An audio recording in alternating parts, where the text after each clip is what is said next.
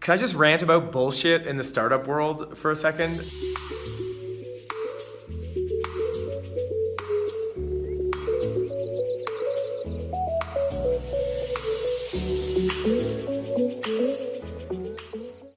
So this is something that I think doesn't get talked about enough at all. Just the amount of gloss and sheen and veneer that is on everything in the startup world.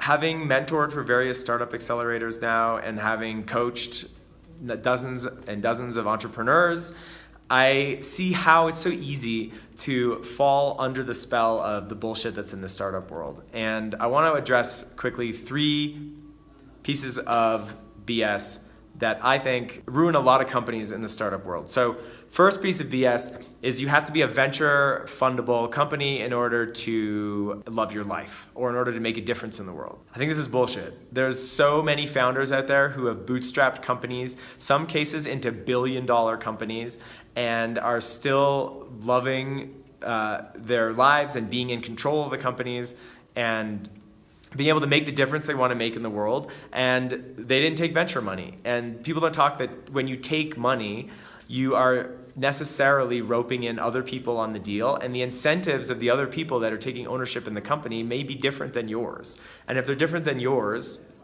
it can create a lot of friction in the long term.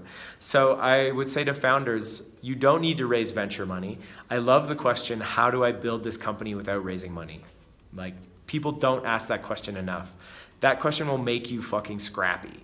How do I build this company without raising any money? What do I need to do? I've seen people go to partners, like they think they need to raise money, and they go to a partner and say, hey, I want to build this product and I want you to fund it, and we're gonna deliver value back to you as the partner, and the partner says yes. And then so all of a sudden the partner is paying for someone to build their product. Or people selling the product or service before they launch. Like, I love this hustle, super scrappy, bootstrap mentality, because I believe that with that mentality, like whether you raise money or not, that's the biggest predictor of startup success. Another piece of bullshit is we need to raise money. So the first one, we need to raise money in order to love my life and to make a big difference. Or 2, we need to raise money in order to get more customers. Well, I see lots of scrappy startup founders who go out and do scrappy, low-cost stuff to get customers, and they're getting customers in the door. They build a product that customers want. They start to get word of mouth, and the thing starts to grow organically. I don't believe that you need to go out and buy customers. And buying customers can be dangerous because you can spend a lot of money buying customers, and if the customers are bouncing, like if they're coming into the product and then bouncing away and not sticking with the product, you're basically wasting your money.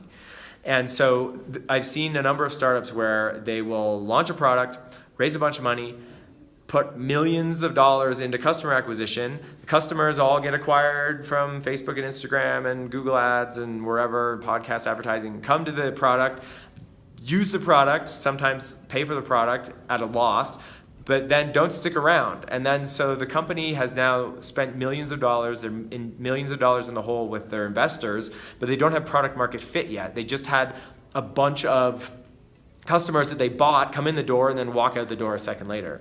So I think that's a big piece of bullshit in the startup world.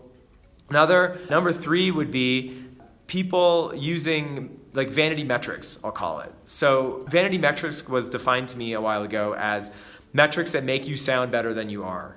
And I think I've been guilty of this when I was running Kindara. It's a big temptation to not feel guilty, because when you're talking to investors, you want to tell them the metrics that make the business sound the best. The danger here is believing your own vanity metrics. So say, a company has millions of users. Well, does that mean anything? It means that it could potentially mean that they have a great product that's making a big difference in people's lives that millions of people are resonating with.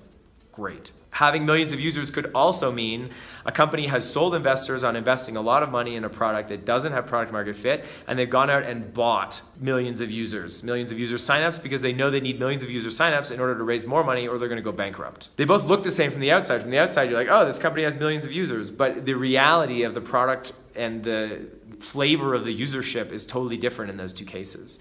So don't be fooled by vanity metrics, especially by vanity metrics in your own company if you're the CEO. Try to focus on the fundamentals of business. Peter Drucker said, business is innovation and marketing. Like, have you created something that people like, that they want to use, that they want to pay for? Innovation. Marketing. Have you figured out who your target customer is and how to talk to them in order to get them to walk in the door and pay money for your product? And does that process cost you less than you're making off the customer? There's so many vanity metrics that companies fall prey to, like how many users, how many downloads, how many pieces of data entered, how many website visitors. All that stuff can be important, but if the fundamentals of the business, like having a product that people love to use and a way to get more people in to use the product, if those aren't in place, then all those other metrics are BS. And then maybe the last piece of bullshit in the startup world is believing that all investors and mentors know what's best for your business. Like, I see founders get jerked around so much because they're getting conflicting advice from investors and from mentors and telling them, this business will never work. I've invested in business like this, it didn't work. Or I've seen this playbook before and it's not gonna work. And it throws founders off their center. And my advice to founders is you gotta keep your center. Like, even if everyone's telling you something's not gonna work. Okay, so if everyone is telling you the same thing, that what you're working on is not gonna work, take a long, hard look and listen to see what they're talking about. But if everybody is telling you different reasons why your business is not gonna work, just like welcome to the world of entrepreneurship and mentorship and raising money. It's so important for founders to keep our center and to ask ourselves the question, like, what do I truly believe in on a deep level about this business? What do I feel in my gut? I've done my research, I've looked at the market, I've talked to customers, like, what do I feel in my gut is gonna work? And I'm not gonna let investors and mentors push me off that center because they have a different view of the world than I do. The thing about entrepreneurship is that to create a company, you need a different view, you need a different and unique view of the world in order to create something new that hasn't been done before that helps people in a new way. And not everyone's gonna have that vision. In fact, most people aren't gonna have the vision. So it's a real trap to fall into listening to every piece of feedback that you get from everybody. If someone doesn't have the exact or very similar domain experience as you, like if someone's tried to build a very similar company in a very similar space with a very similar playbook and they're giving you advice, like listen real hard and long. Even then, they might be missing something.